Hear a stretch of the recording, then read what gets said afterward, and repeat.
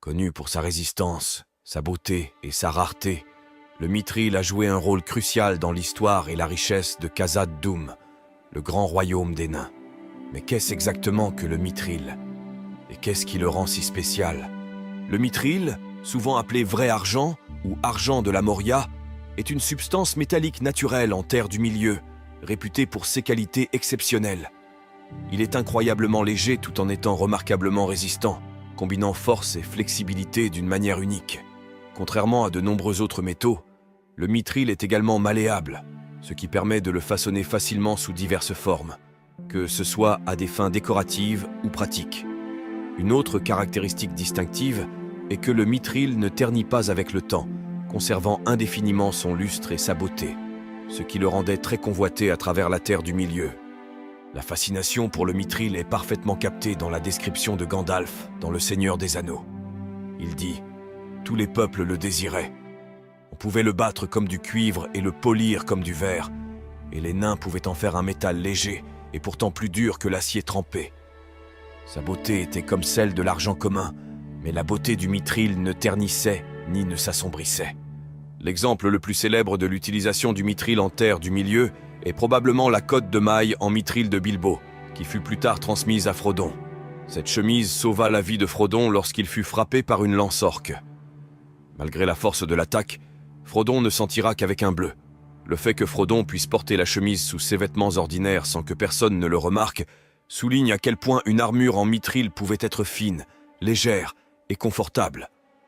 Le Mithril était également utilisé dans la fabrication de certains des objets les plus précieux et magiques de la Terre du Milieu, tels que les anneaux de pouvoir elfiques. Nenya, l'anneau de l'eau porté par Galadriel, était forgé en Mithril, mêlant la beauté et la force du métal à de puissants enchantements. Un autre exemple notable est l'étoile d'Elendil, qui présentait un joyau serti sur un bandeau de Mithril. Le Mithril a été tissé dans la bannière d'Elendil qu'Arwen a fabriquée pour Aragorn pendant la guerre de l'Anneau, prouvant que le Mithril pouvait être manipulé même pour des décorations délicates. De plus, les elfes des régions dirigés par Celebrimbor ont forgé un alliage appelé Ithildin, signifiant lune étoile, à partir du Mithril. Cet alliage a été utilisé pour créer les motifs sur la porte ouest de Khazad-dûm, visibles uniquement sous la lumière de la lune ou des étoiles. L'un des exemples les plus notables de l'utilisation du Mithril dans la construction à grande échelle était la reconstruction des portes de Minas Tirith après leur destruction lors de la bataille des champs du Pélénor. Gimli et ses compagnons nains entreprirent la tâche de reconstruire ces portes et incorporèrent du Mithril dans leur conception, garantissant que les nouvelles portes étaient encore plus formidables et durables qu'auparavant. Le Mithril apparaît également dans les chansons et les légendes de la Terre du Milieu, le liant aux récits les plus vénérés et épiques.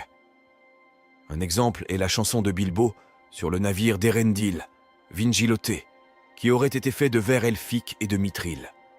Bien que cela puisse sembler une exagération poétique, le fait que Bilbo ait chanté cela en présence d'Elrond, le propre fils d'Erendil, suggère que cela pourrait contenir une part de vérité. La praticité du Mithril s'étendait également à la guerre et à la défense. Les gardes à la porte de Minas Tirith portaient des casques fabriqués en Mithril, décrits comme des héritages des jours de gloire de Núménor. Ces casques offraient non seulement une protection inégalée, mais représentaient également l'héritage durable et la puissance de l'ancien royaume. La rareté du Mithril est devenue particulièrement prononcée après que les nains aient été expulsés de Khazad-dûm par le fléau de Durin, le Balrog. Avec la principale source de Mithril désormais inaccessible, l'approvisionnement a diminué et sa valeur a grimpé en flèche. Gandalf lui-même estimait que le Mithril valait 100 fois plus que l'or. Il a déclaré que la cotte de maille de Bilbo valait plus que toute la production économique de la comté. La valeur du Mithril en faisait une cible pour certaines des figures les plus puissantes de la Terre du Milieu. Sauron, le Seigneur des Ténèbres, thésaurisait tout le Mithril qu'il pouvait acquérir en Mordor, reconnaissant son importance stratégique et économique.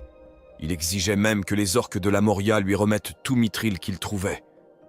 De même, le roi Tartelpérien de Núménor ordonnait à ses serviteurs de rechercher sans relâche le Mithril. Bien que le Mithril soit le plus souvent associé à Khazad-dûm, également connu sous le nom de Moria, ce n'était pas le seul endroit en terre du milieu où l'on pouvait trouver ce métal précieux. Divers textes font allusion à d'autres sources potentielles, bien que celles-ci aient été beaucoup moins significatives par rapport aux riches veines sous les monts brumeux.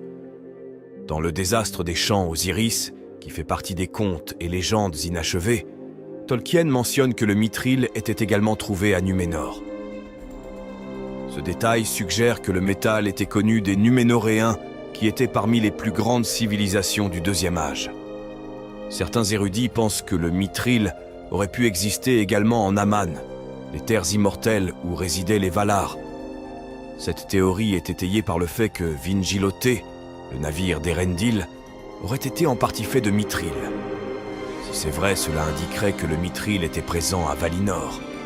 Des notes de brouillon que Tolkien a rédigées lors de l'écriture du Seigneur des Anneaux suggèrent que le mithril était trouvé, bien que rarement et en petite quantité, dans les montagnes bleues et possiblement dans les chaînes montagneuses de l'Extrême-Orient. Dans la communauté de l'Anneau, Gandalf déclare « Ici seul dans le monde se trouvait l'argent de la Moria, ou vrai argent », faisant référence au mithril à Khazad-dûm. Cela semble contredire l'idée que le mithril était trouvé ailleurs, mais il y a une explication logique. Gandalf parlait dans le contexte de la fin du Troisième Âge, époque à laquelle Numénor avait sombré. Aman n'était plus accessible aux mortels, et toute trace restante de mithril dans d'autres régions était probablement épuisée. Par conséquent, bien qu'il ait pu y avoir du mithril dans d'autres endroits à une époque, au Troisième Âge, Khazad-dûm était effectivement le seul endroit restant avec des gisements de mithril accessibles et abondants.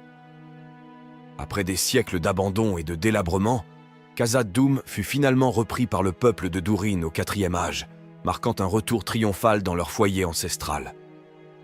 C'est Durin VII, connu sous le nom de Durin le Dernier, qui conduisit son peuple de retour à Khazad-dûm après la défaite de Sauron et la fin de la guerre de l'Anneau. À cette époque, les menaces qui avaient chassé les nains de leur cité avaient diminué. Avec le Balrog vaincu et les orques dispersés et affaiblis après la chute de Sauron, la voie était enfin libre pour que les nains reprennent leur patrie. L'une des premières tâches entreprises par les nains à leur retour à Khazad-dûm fut de reprendre l'exploitation du mithril. Avec leur expertise et leur connaissance des anciennes veines, ils ont pu rétablir la cité comme la principale source de ce métal précieux. Il est probable qu'ils aient méticuleusement restauré la magnifique architecture de la cité, utilisant le mithril pour orner leurs salles, leurs portes et leurs trésors comme ils l'avaient fait par le passé. Merci beaucoup d'avoir regardé cette vidéo. Si vous l'avez appréciée, celle-ci pourrait vous plaire également.